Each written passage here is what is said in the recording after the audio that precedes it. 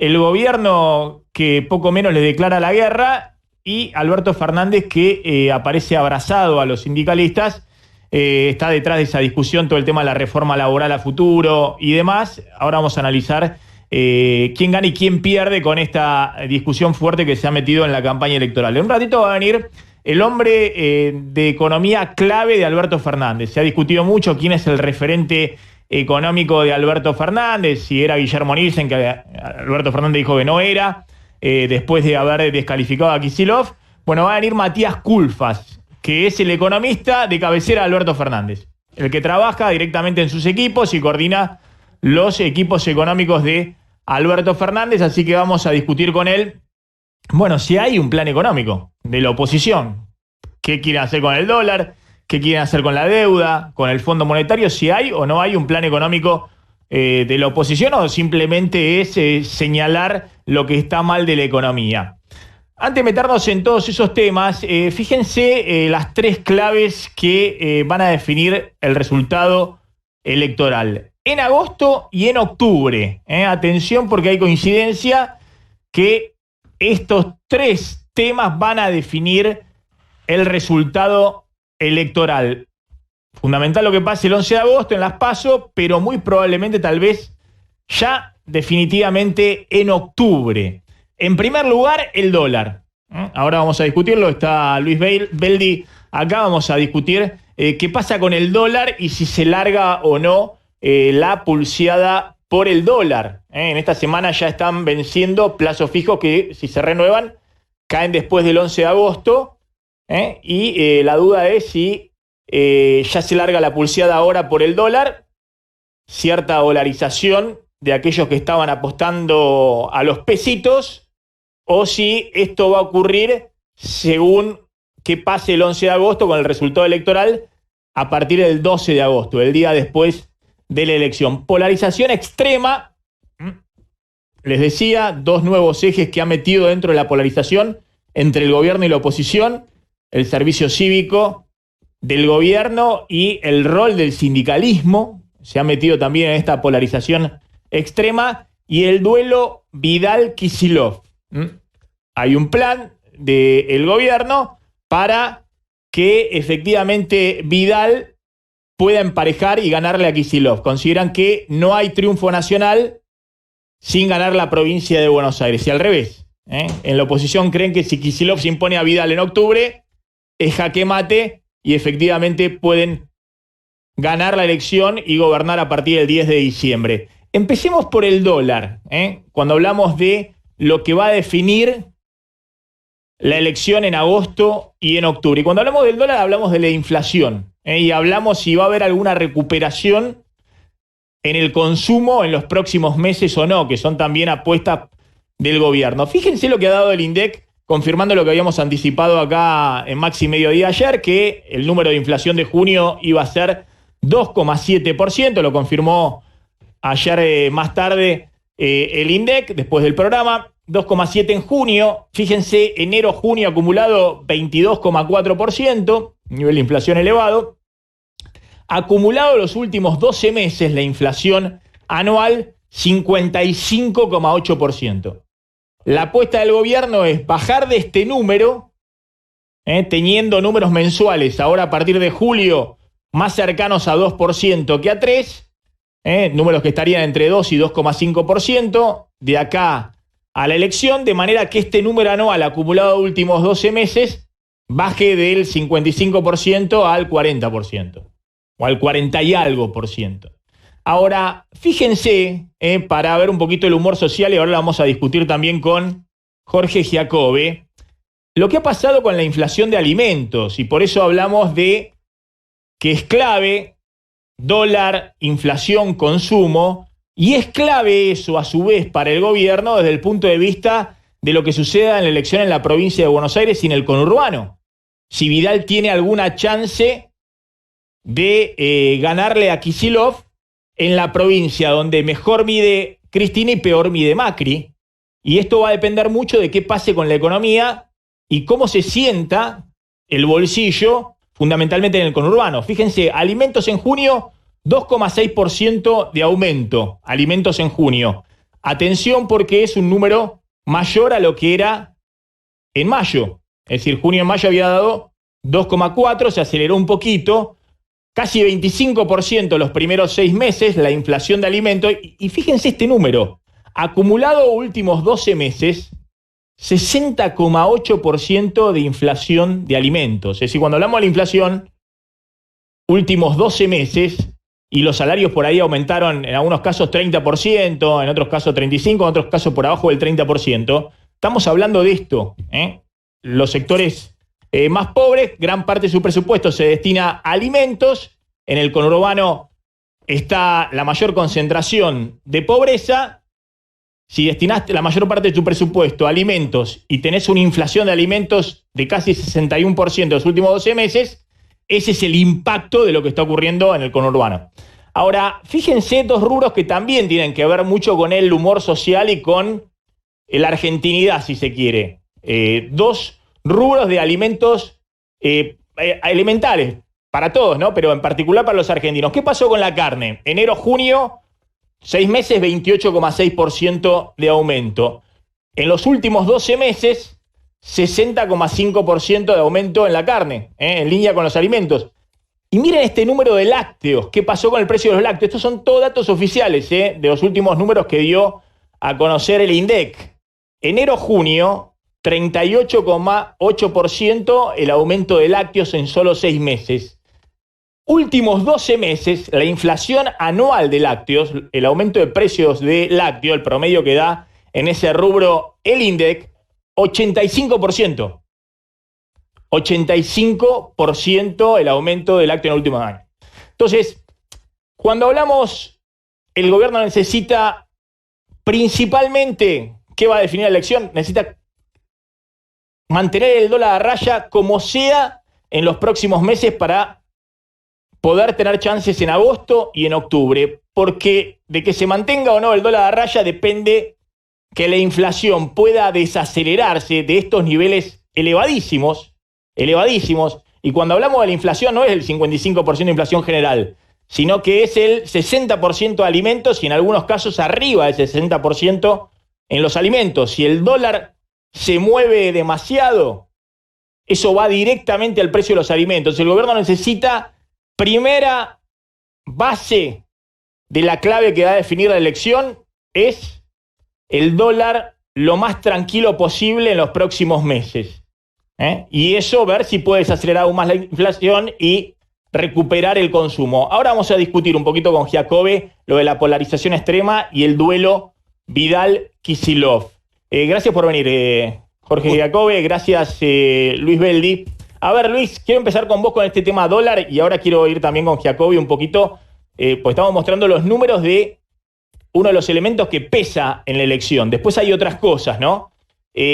¿Vos crees que se largó ya esta semana la pulseada por el dólar cuando están ya empezando a renovarse plazos fijos que vencen después del 11 de agosto? Alguien que tenía un depósito a plazos fijos que en los últimos 2 meses en el minorista, en los pequeños, habían crecido, tentados por las tasas de interés, pero ahora si renovás, te cae después de la elección, de las PASO.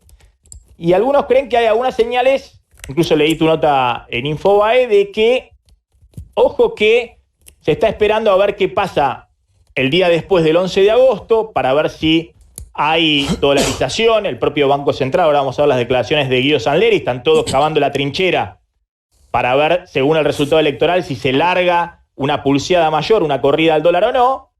Pero algunos dicen, ojo, que hay que seguir el día a día porque ya estamos en zona de tensión en las semanas previas, 3 semanas para las PASO, para la elección. ¿Ya se largó la pulseada? Sí, no de una forma que se esperaba, es leve todavía, y el Banco Central está usando todo el arsenal para que no se vaya. Pero, por ejemplo, los depósitos indexados por cerca cayeron 1.000 millones de pesos, porque ven la inflación en retroceso. En los próximos 60 días el vencimiento de plazos fijos son de 1.200.000 millones de dólares. Un billón. 1.200.000 millones de pesos. De pesos que vencen, que hay que ver si se renuevan. Sí. Una parte creo que se va a renovar. Que se renuevan son empresas. Pero lo que te da el dato que no se está renovando todo. Hoy, por ejemplo, hay un vencimiento muy grande del ELIC, que son las letras que emite el Banco Central para absorber los plazos fijos, claro, que no estén en la calle para comprar dólares, es decir, los guarda el Banco Central, los plazos fijos. Hoy vencen 272.000 millones. Yo no sé si va a poder cubrir todos esos vencimientos. Es decir, cada día de acá en adelante, el Banco Central está liberando más pesos para los compradores de dólares y la exportación está reduciendo sus liquidaciones. Creo que lo van a poder controlar hasta el 11 de agosto. O sea, la gente, el día clave es el 11 de agosto. De acuerdo a la diferencia que tengan las dos fuerzas que están polarizando la elección, va a ser el futuro del dólar hasta... A ver si entiendo. Hasta ahora, obviamente, lo que está manteniendo esta estabilidad cambiaria es la supertasa de interés. Estás pagando 46-50%, entre 46 y 50% al depositante en plazo fijo. Le puede pagar eso los bancos porque a su vez el Banco Central le paga a los bancos por las LELIQ 59, 60% de tasa de las LELIQ, pero que es un bono que emite el Banco Central y los bancos le dan los pesos que tienen de los plazos fijos al Banco Central. Pero vos decís atención porque ese círculo en el cual todo se mantiene y se va renovando va a depender mucho de lo que pase el 11 de agosto. Y acá está la clave. No es que hay confianza en el depositante, porque si vos bajás 10 puntos la tasa de interés, claramente esos depositantes se te van al dólar. Sí, pero el mercado no... Ahora, la pregunta es, ¿qué van a hacer después del 11 de agosto según el resultado electoral? Si el gobierno sale bien posicionado, como dicen algunas encuestas, bueno, eso sigue hasta octubre. Sigue automáticamente hasta octubre. Sí. El interrogante, y uno lo ve en lo que está haciendo el Fondo Monetario con el Banco Central, que es armarlo de una artillería muy, muy grande, anticorrida. Vos te armás cuando estás viendo que tenés un conflicto por delante. Y al Banco Central, el Fondo Monetario le dio en las últimas semanas todos los instrumentos previendo lo que puede pasar después del 11 de agosto. Sí, en realidad le dio más capacidad de operar en los mercados futuros, que es lo que está haciendo. Más munición para tirarle al dólar. Pero creo que tendrían que dejarlo subir tan suavemente como bajó en los últimos tiempos, porque si lo dejan muy atrasado, es como ir con una bomba de tiempo adentro de un paquete. Es decir, sabes que ya es una bomba de tiempo, pero el paquete te impide ver la hora y el día que va a explotar. Porque vos no podés tener el tipo de cambio atrasado. Estamos con un tipo de cambio atrasado. No lo podés tener indefinidamente. Lo que pasa es que hasta el 11 de agosto vale todo. Y van a llegar con el tipo de cambio atrasado. Y tienen las herramientas para conseguirlo. Más allá de los retiros. La pregunta es, ¿qué pasa entre el 11 de agosto? Con un buen resultado el 11 de agosto, lo que tenés a favor es que puede haber más demanda de bonos argentinos, bajar el riesgo país. Y si bajás el riesgo país a 650 puntos, 600, ya tenés casi seguro 2020 que no vas a default. Pero para eso te tiene que ir bien en las PASO, porque de la misma manera que tenés ese premio, si te va bien, el castigo que podés tener puede ser muy grande. De agosto a octubre es muy grande. Ese es el primer elemento. ¿Por qué les decía que el gobierno quiere dejar el dólar tranquilo? Fundamentalmente porque es una porción minoritaria de argentinos que compran dólares. Pero todo el mundo soporta y sufre la inflación. Sí, pero el que sabe no mira el dólar, mire el riesgo país. Eso es el... Claro, bueno, pero está bien. Pero el gobierno le pega un salto. El dólar inmediatamente va a precios, eso golpea en el bolsillo, en el humor social y demás. A ver, ya lo tengo a Jorge Giacobbe y a Luis Costa. Me interesa, estamos hablando de las claves que van a definir el resultado electoral. Esto es importante, estábamos mostrando antes también los números de la inflación, de lo que fue estos números de inflación. El gobierno trata de bajar la inflación de niveles elevadísimos, 60% de inflación de alimentos, 85% de aumento en los últimos 12 meses de los lácteos. Te doy un ejemplo. 55% de inflación general los últimos 12 meses, de ahí hay que bajar. Te doy un ejemplo irónico. Los precios relativos, es decir, comparás el mercado de artículos para el hogar, electrónicos, y tienen una desventaja frente a alimentos. Mira, el otro día yo hago las compras en el supermercado, miro los precios. Un caloventor, 900 pesos. Supermercado, compras un queso, un pan, fiambre y algunas gaseosas y te sale igual que el caloventor. O sea, mirá cómo los precios relativos se han distorsionado por la falta de consumo. A ver, Jorge, ¿esto va a ser definitorio el tema? El gobierno dice, mira, esto está en el límite. Se soportó estos niveles inflacionarios ante la elección, ahora tenemos que tratar de llegar no con 55% de inflación, tenemos que llegar con 40% de inflación sí. a elección. No puede haber otro salto del dólar, no puede haber otro pico inflacionario de los alimentos, que pegan muy fuerte. Volveme a las tres claves, sobre todo en los sectores más pobres y sobre todo, obviamente, en el conurbano.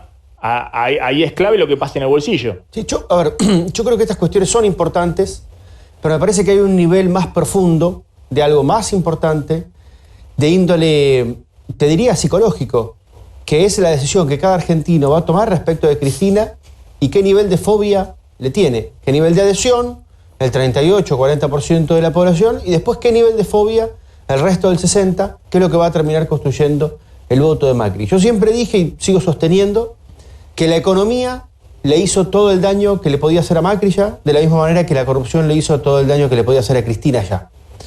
Me parece que los que hablamos sobre política utilizamos estos detalles para buscar contenido de cómo abordar la cuestión, pero en definitiva esto se define por una cuestión mucho más emocional y tiene que ver con esto, digamos. Vos no pondrías tanto peso acá, pero pará, le hizo todo el daño si congelamos la situación y el gobierno puede cumplir con esto de llegar con el dólar tranqui de acá a octubre. Y si no llega con el dólar tranqui, en la segunda vuelta la gente va a tener que decir entre Frankenstein y el hombre lobo igual, Maxi. Igualmente va a pesar otras cosas, no solamente este tema dólar-economía, vos decís. Por supuesto. Digo lo siguiente. En la PASO nosotros estamos teniendo 3 puntos de diferencia a favor de Cristina. Pero creo que tranquilamente no se puede cumplir ese pronóstico porque la encuesta muestra un nivel de ausentismo muy bajo, 1.4, cuando fue 6 en el 2015, en la PASO. Si el ausentismo tiende más a 6 que a 1.4, va a impactar sobre el voto de Macri, la diferencia va a ser mayor. Supongamos que la diferencia termina siendo 6 o 7. Eso va a producir 2 grandes eventos, 2 grandes efectos de opinión pública, ambos sustentados sobre el miedo. Uno favorece al gobierno, el otro complica al gobierno. El que favorece al gobierno dice así: el día que Cristina ponga 38 puntos en la urna, mucha gente se va a asustar, se van a activar los anticuerpos y la van a salir a parar en la general. Sí. Eso favorece al gobierno. Al gobierno no le sirve 2 puntos de diferencia. Sí. No es bueno para el gobierno 2 puntos de diferencia. Es bueno 5, es bueno 7, es bueno que la gente se asuste.